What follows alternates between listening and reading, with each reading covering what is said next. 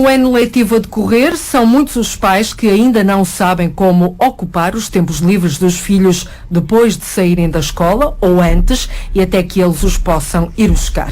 Uma dor de cabeça que se renova a cada ano e que causa angústia em muitas famílias, até porque uma grande percentagem não pode pagar a ocupação de tempos livres em centros privados. A pensar nisso, algumas câmaras municipais do país desenvolveram elas próprias programas de enriquecimento curricular.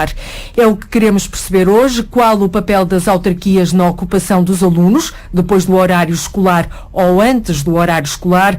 Connosco estão os presidentes da Câmara de Gaia, Eduardo Vítor Rodrigues, e o presidente da Câmara de Oliveira das Meias, Hermínio Loureiro. Muito boa tarde aos dois, bem-vindos. Dr. Eduardo Vítor Rodrigues, começava por si. Com o arranque do ano letivo, o município de Gaia dá início a um projeto inovador no país, pelo menos é apresentado como inovador. O Gaia Aprende Mais, que, ao que parece, assegura atividades e apoio aos alunos do ensino pré-escolar e do primeiro ciclo ao longo de todo o dia. Que projeto é este? Bom, antes do mais, obrigado pelo convite e muitos parabéns pela abordagem desta temática. Esta temática é muito importante e sublinhar o papel que os municípios podem ter nestes domínios é, no fundo, reforçar aquilo que é a minha convicção sobre o potencial que os municípios têm para dar respostas concretas às famílias e às escolas.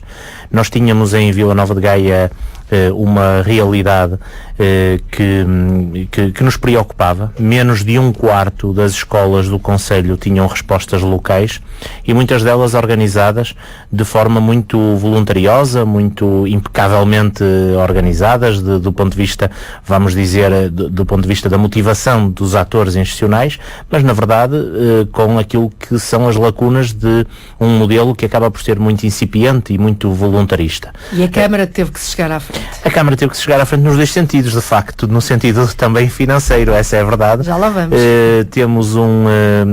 Iniciamos a organização de um projeto envolvendo Gaia Aprende Mais. Gaia Aprende Mais, exatamente. Gaia Aprende Mais. Exatamente, para tentar também dar uma resposta a famílias que, por razões que têm que ver com a incompatibilidade do horário de trabalho, necessitam de uma resposta diferente daquele que é o horário normal da escola, às 9h30, 4 horas ou 4h15, dependendo das escolas. E qual é a resposta que dão, então? A resposta é tentar uma solução integrada, se possível integrada, entre as 7h30 e as 9h, com a oferta de pequeno almoço. 7h30 da manhã e às 9h. E às 9h, com a oferta do pequeno almoço às crianças que se inscrevam, contribuindo com um valor na ordem dos 50 cêntimos por dia, e da parte da tarde um projeto que se estende até às 19h30 e que visa basicamente incluir na escola um conjunto de atividades que tradicionalmente os mais possidentes, os mais ricos conseguem ter fora, mas que os outros não conseguem. Exatamente. Há aqui um efeito que é um efeito que nós gostávamos muito de afirmar como um efeito de democracia na escola. Ou seja, a escola é, por natureza, por conceito, o instrumento fundamental de mudança social, porque é lá que os desnivelamentos sociais que se verificam nas famílias acabam por se corrigir ou se tenta corrigir. Ou então se fazem sentir mais, não é? Ou então se reproduzem e, portanto, o projeto é muito este esforço de democratizar o acesso a uma série de experiências, de saberes, de conhecimentos e, ao mesmo tempo, transformar a escola num espaço que é também um espaço de experiências e de lazer para além da componente letiva, sendo certo que neste tempo há também um contexto de sala de estudo, de ajuda aos deveres, aos trabalhos de casa e, portanto, tentar aqui encontrar também uma solução que acabe por ser uma solução de complemento à componente curricular que se desenvolve na sala de aula. Muito bem, daqui a pouco vamos detalhar melhor estes projetos. Chamo agora à conversa também o Dr. Hermínio Loureiro, o Presidente da Câmara de Oliveira das Meias. Muito boa tarde também, bem-vindo. A Câmara de Oliveira das Meias, já percebemos também, tem um projeto inovador nesta área, pelo menos está muito atenta a esta área, é uma preocupação, sem dúvida, do seu Executivo. Garante aos alunos do pré-escolar e do primeiro ciclo também a componente de apoio à família, acolhendo-os entre antes das aulas e depois também. Exatamente, para fazer face a um conjunto de dificuldades, tendo em conta as contingências socioeconómicas e a questão das famílias e os empregos, E a necessidade que têm de os seus filhos, os alunos, poderem chegar cedo à escola e ficarem também na escola até que os pais os possam ir buscar. E, portanto, nós estamos a falar desta componente de apoio à família, são protocolos que fazemos com o IPSS, com os próprios agrupamentos de escolas, que permite que a escola esteja desde as 7h30 da manhã até às 19 horas, que esteja sempre aberto e que tenha sempre ocupação para que os alunos possam enriquecer também os seus conhecimentos, para além daquelas que são as coisas curriculares. Das 7h30 às 9 e depois do final das aulas até às 7h30 da tarde,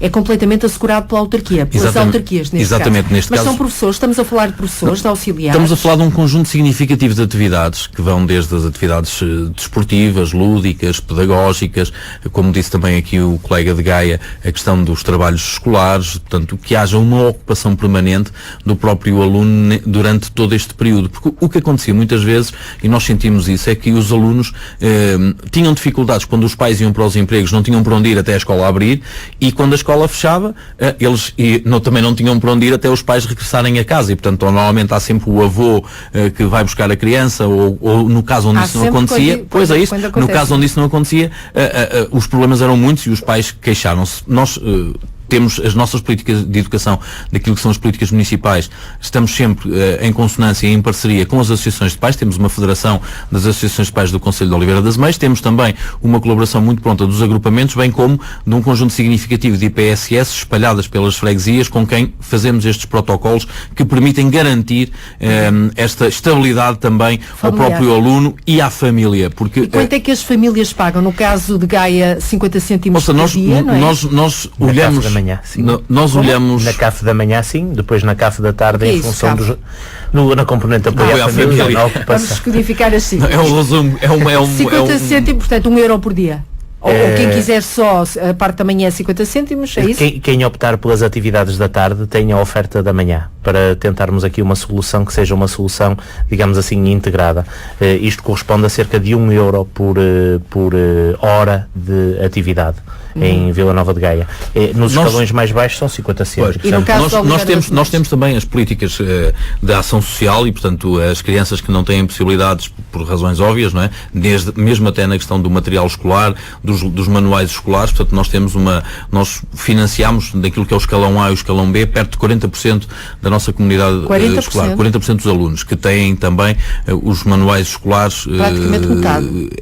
Perto de 50%, exatamente. E, portanto, mas para além disso, nós também quisemos, tal como uma escola é um espaço de integração, nós quisemos este ano dar a todas as crianças do primeiro ciclo e aos jardins de infância, quisemos oferecer um kit escolar, para que o próprio material escolar seja uniforme, para que não haja crianças que tenham uns lápis de cor melhores ou diferentes dos outros, e, portanto, oferecemos esse material básico a todos os alunos, uma mochila, a todos os alunos do primeiro ciclo e do ensino pré-escolar. Quisemos este ano, oferecemos esse material básico a todos os alunos, uma mochila, a todos os alunos do primeiro ciclo e do ensino pré-escolar. Quisemos este ano, nós tínhamos no passado, oferecíamos só às crianças que entravam no primeiro ano do primeiro ciclo, este ano quisemos alargar a todos e portanto, de alguma forma também para harmonizar a vida escolar destas crianças, porque algumas olhavam para o lado e sentiam que o colega do lado tinha um lápis melhor, a fiadeira melhor ou uma borracha melhor, e portanto nós quisemos que todos tivessem o mesmo material. Naturalmente que agora compete também à própria comunidade educativa e aos professores e aos auxiliares fazerem o bom uso destes materiais e criarem às crianças esta uniformidade na utilização desses mesmos materiais. Achamos que é um sinal interessante também e que foi muito bem acolhido, quer pelos pais, quer pelas próprias crianças. Felizmente nós tivemos um arranque de ano escolar, a exemplo daquilo que tinha acontecido nos últimos anos, sem percalços, sem nenhum problema, portanto tudo decorreu conforme o planeado e por isso estamos naturalmente satisfeitos. Dr. Eduardo Vítor Rodrigues, o Gaia Aprende Mais, já aqui dissemos, é um programa inovador, envolve centenas de professores e educadores qualificados que proporcionam às crianças um vasto conjunto de atividades, desde o estudo de novas línguas, reforço de competências matemáticas, ensino musical, artístico, atividades desportivas. Quanto é que isto vai custar à autarquia?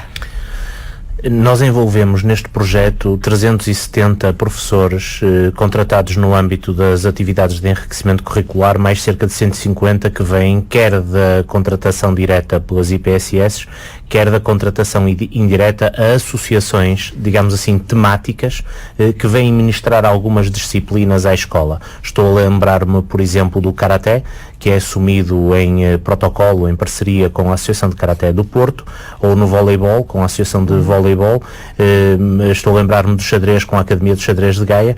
Ou seja, em algumas áreas nós temos a necessidade de contratar não em concreto o professor A ou o professor B, mas a instituição que ministra algumas disciplinas. É obrigatório. Quantos Cerca de mais 150 mais do que os 370 que já tínhamos. Mas ainda vão contratar ou já estão a fazê-lo? Não, nós estamos a contratá-los agora, porque agora começam a sair as inscrições, começa a perceber-se o número de alunos que estão inscritos e, portanto, não podíamos fazê-lo numa perspectiva antecipada, digamos assim, sem saber o número de alunos. Estamos, portanto, a falar de 370 professores de partida, mais 150 envolvidos no período pós-escolar. Portanto, que serão contratados nos próximos dias, é isso? Que serão contratados nas próximas semanas, sim. Eu julgo que até meados do mês de outubro. Através dos centros de emprego? Como é que é? Nós temos a listagem, a graduação da contratação dos professores das AECs e é daí que eles saem pela ordem que a plataforma dá, portanto com toda a transparência em função das disciplinas, digamos assim.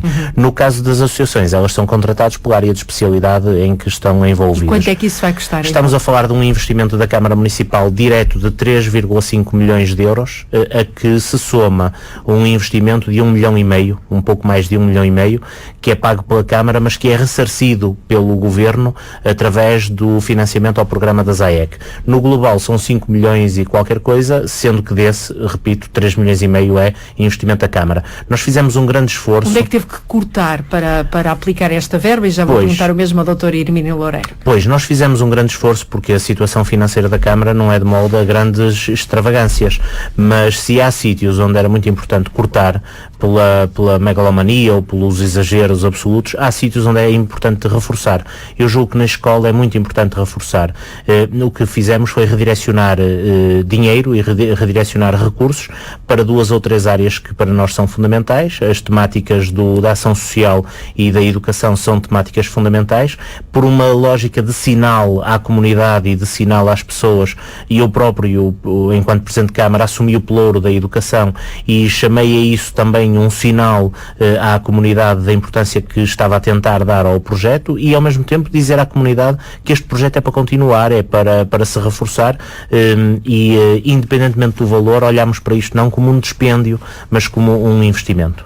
Dr. Hermínio Loureiro, quanto é que este investimento na educação, no apoio às famílias, às crianças, aos pais, vai custar à Câmara de Oliveira das Mães? Permita-me uma resposta provocatória, não vai custar nada, porque qualquer euro que seja investido nas políticas educativas tem que ser sempre olhado como um investimento no futuro, uma garantia que as nossas crianças estão bem formadas, estão a melhorar os seus níveis de aprendizagem e têm maiores níveis de qualificação. Hoje, esta é uma competição sadia entre municípios. Perceber que apostar na educação é, efetivamente, uma aposta inequívoca na competitividade dos nossos territórios. E, portanto, nós alocamos verbas consideráveis, naturalmente, mas nunca olhamos para elas como um custo, antes, pelo contrário, sempre como um investimento. E por isso é que também fazemos protocolos, como disse, com as instituições particulares de solidariedade social. Temos também Nós estamos aqui também a falar, então, de criação de emprego, para além dos professores. Estamos a falar de mexer com as economias locais. Estamos a falar não só de professores, mas de muito pessoal auxiliar. Quantos no caso de Oliveira das Mães, por exemplo? Nós assinámos um protocolo no valor de perto de 400 mil euros com as IPSS, que vão fazer a contratação do pessoal que dá depois apoio às refeições escolares. Temos um programa de fruta escolar, 2 dias por semana as nossas crianças do primeiro ciclo comem uma peça de fruta, porque infelizmente há crianças que se não for na escola não têm possibilidades de comer fruta e portanto a Câmara Municipal apoia esse programa Fruta Escolar. Temos também o desenvolvimento do xadrez na escola, neste caso não é com a Associação de Xadrez do Porto, é com a Associação de Xadrez de Aveiro. Temos o Gira Vôlei, que isto é um programa nacional, mas que também permite a prática de voleibol nas escolas. Temos também outras atividades pedagógicas, como os políticos de palmo e meio, que é dar oportunidades às crianças de darem a sua opinião e o seu contributo cívico sobre o que é que faziam se fossem presidentes de Câmara, se fossem presidentes de Junta. No Dia da Cidade nós reunimos sempre centenas de crianças que têm a primeira experiência cívica, fazem os deputados de palmo e meio, políticos de palmo e meio, que é uma interessante atividade, para além de fomentar esta atitude cívica que está muitas vezes relegada para um plano secundário. Mas, por exemplo, nós pagamos também uma visita de estudo a cada turma, que permite que elas possam, do ponto de vista pedagógico... Estamos a falar aqui do ensino básico. Sim, do ensino básico. Todas elas têm direito a fazer uma visita de estudo, e essa, podem fazer mais naturalmente, essa é uma opção pedagógica dos agrupamentos, mas naquilo que diz respeito à Câmara Municipal, nós fornecemos o transporte uma vez por ano a cada uma das turmas, para que elas possam percorrer o nosso país e melhorarem também os seus conhecimentos. Mas, para além disso, como lhe disse, nós procuramos, na construção das infraestruturas, procurando criar novos centros escolares, requalificar os atuais para que haja boas condições. Ainda este ano tivemos a requalificação de vários centros escolares. Adquirimos 20 quadros interativos para que as escolas estejam também bem apetrechadas do ponto de vista tecnológico, e, portanto, nós procuramos dotar o nosso parque escolar de boas não encare condições. Isso, já percebemos, como um investimento, ainda assim foi preciso pagar. Quer-nos dizer quanto é que teve que gastar? Ou seja, os números, nós podemos utilizá-los da forma que quisermos. Se nós contabilizarmos, por exemplo, a construção dos centros escolares como investimento na área da educação, que o é, obviamente, estamos a falar de muitos milhões de euros que nós investimos na área da educação. E, portanto, como disse, mas esta é a melhor garantia para o futuro. Ou seja, nós não temos dúvida nenhuma que estamos também aqui a melhorar a competitividade do nosso concelho e a atratividade, porque, repare, nós, do ponto de vista do saldo de alunos comparado com o ano passado, quando hoje há um decréscimo da população e há dificuldades na questão dos alunos, nós temos um saldo positivo de 5 alunos do ensino público, ou seja, relativamente aos anos, portanto, ao ano acha passado. Que se deve ao vosso trabalho de democratização e de atratividade? Não é um trabalho só da Câmara Municipal, eu queria que isso ficasse bem claro, porque tem que ser um trabalho de toda a comunidade educativa. Os pais têm também aqui um papel principal, as juntas de freguesia, os agrupamentos de escolas, os professores, os auxiliares. Esta questão da educação não é uma questão partidária, não é uma questão ideológica. Aliás, temos aqui duas câmaras de posições políticas diferentes. É muito mais aquilo que nos une do que aquilo que nos divide. Então, nesta matéria de educação, eu acho que nada nos divide. Aqui é uma questão de dimensão, naturalmente. Eu não posso comparar Oliveira das Meias com Gaia. A Gaia tem muito mais população e, portanto, a diferença vai logo por aí. Mas, para lhe dar nota que nesta matéria, eu acho, e aqui eu concordo claramente também com o Eduardo Vítor, que o poder local e as câmaras municipais devem ter mais competências naquilo que diz respeito à matéria da educação. E a Câmara de Oliveira das Meias está preparada para assumir essas responsabilidades. Nós ainda hoje dependemos muito da Rua 5 de Outubro em Lisboa para decidir coisas que nós decidimos na hora e, portanto, não precisamos estar à espera. Reclama mais competências em termos de competências e defendo a descentralização total. Portanto, ou seja, as câmaras municipais já deram provas. Ou seja, estamos aqui a falar de 2 exemplos. Eu não vou estar aqui a puxar os louros para o de Oliveira das Meias, mas posso falar do de Gaia e muitos outros colegas nossos podiam estar à volta desta mesa a falar sobre isso. E, portanto, nós já mostramos que temos condições, capacidade e que conseguimos gerir melhor os recursos públicos do que as pessoas que estão em Lisboa. Deixe-me ouvir o doutor Eduardo Vítor Rodrigues sobre isto. Também acha que consegue gerir melhor os recursos públicos no que à educação diz respeito do que Lisboa?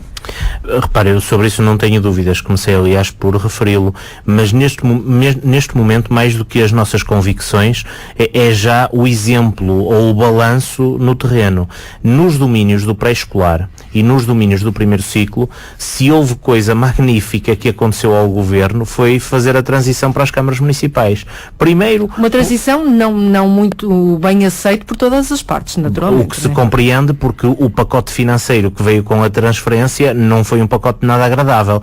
Agora, o que significou é que o Governo, por um lado, perdeu uma série de problemas que tinha que resolver a cada ano e que os municípios neste momento resolvem de uma forma muito mais simples. E depois, acoplada à transferência, acabou por acontecer um conjunto muito diversificado de intervenções no espaço escolar, da responsabilidade das câmaras municipais, que foi muito além do que alguma vez o Ministério fez. A cedência ou a oferta dos livros escolares. E conseguem fazer isso com menos dinheiro? Conseguimos fazer isto... Do que o Ministério, neste caso? Com certeza. Do ponto de vista da gestão... Com quanto menos dinheiro, Sr. Doutor? Eu não consigo avaliar isso, mas consegue-se perceber que a poupança que o Ministério teve com a transferência para as câmaras municipais foi enorme. E isso decorreu de ter transferido um envelope financeiro para competências que outrora eram bem mais caras para o Ministério do que são neste momento para as câmaras municipais. E se em algumas câmaras há uma subida da despesa nesta área, é porque suplementarmente incluíram outras áreas de intervenção, seja o pequeno almoço gratuito generalizado, seja os livros escolares, seja uma série de domínios em que, no fundo, a transferência para as câmaras municipais induziu a que o poder local ampliasse as suas áreas de intervenção. Doutor Hermínio Loureiro, portanto, acha que concorda com esta ideia? Acabam por fazer mais com menos? Ouça, e consegue-me dizer quanto é que o Ministério poupou? Poupou muito dinheiro, não tenho dúvidas. Muitos milhões. E mais, ganhou foi eficácia naquilo que é o sistema educativo. Porque este registro de proximidade... Já percebi que os dois estão muito satisfeitos com o facto de estarem a assumir estas responsabilidades. Eu da minha parte gostava de ter mais responsabilidades, porque repare, muitas vezes, mesmo até do ponto de vista curricular, e agora neste início do ano escolar, nós tivemos algumas questões naquilo que são a constituição das turmas, das salas, nos diversos agrupamentos, e tínhamos que estar à espera de uma coisa chamada de gesto, que era uma direção-geral, que ele é que te podia dizer se podia ser ou se não podia, quando eu acho que deve ser a Câmara Municipal que tem que assumir essas responsabilidades e tem que perceber aquilo que é melhor para o seu concelho. Vou-lhe dar um exemplo. Numa escola há um vidro que se parte, há uma fechadura que se avaria, há uma caleira que entope.